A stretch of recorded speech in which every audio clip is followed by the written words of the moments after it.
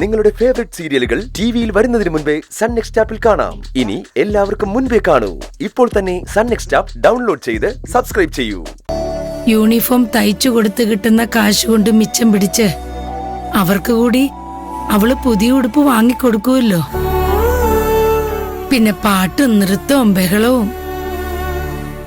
പാറു ഇവിടെ നിന്ന് പോയതോടെ ആ പിള്ളേരും ഈ വഴിക്ക് വരാതായി. അവളെ കണ്ടിട്ട് എത്ര ദിവസമായി. ജോലി സമയത്ത് വിളിച്ച അവളെ കിട്ടില്ല. രാത്രിയാണേല് ജോലി ചെയ്ത് തളർന്ന അവളെ ഫോണിൽ വിളിച്ച് ബുദ്ധിമുട്ടിക്കാൻ മനസ്സും വരാറില്ല. അവൾക്ക് സമയം കിട്ടുമ്പോ അവൾ ഇങ്ങോട്ട് വിളിക്കും. അപ്പൊ കുറച്ചു സമയം സംസാരിക്കും. അതുമാത്രമാ ഇപ്പൊ അവളുമായിട്ടുള്ള ബന്ധം. നിനക്കും അവക്കും കളിപ്രായമൊന്നും അല്ലല്ലോ ഇപ്പം. ജീവിതത്തിലേക്ക് ഇറങ്ങിയ പിന്നെ അങ്ങനെയാ. മിണ്ടാനും ചിരിക്കാനും പിന്നെ പഴയതുപോലെ സംസാരിക്കാനും ഒന്നും നേരം ഉണ്ടാവില്ല.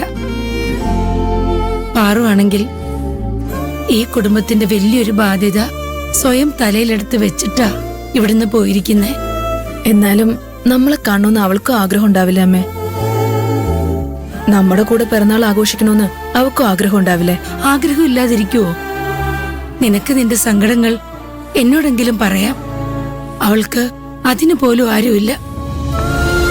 സങ്കടങ്ങൾ ഒതുക്കി വെക്കാനും വകതിരിവോടെ ചിന്തിക്കാനുമുള്ള പ്രാപ്തി അവക്കുണ്ട്.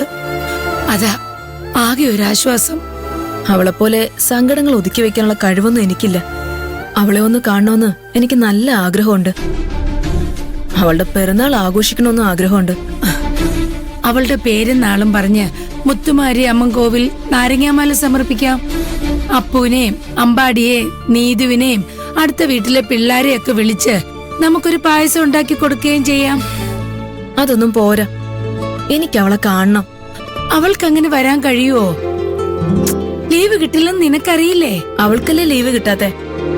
ജോലിയും കൂലിയും ഒന്നും ഇല്ലാത്ത നമുക്ക് അവിടെ പോയി അവളെ കാണാലോ.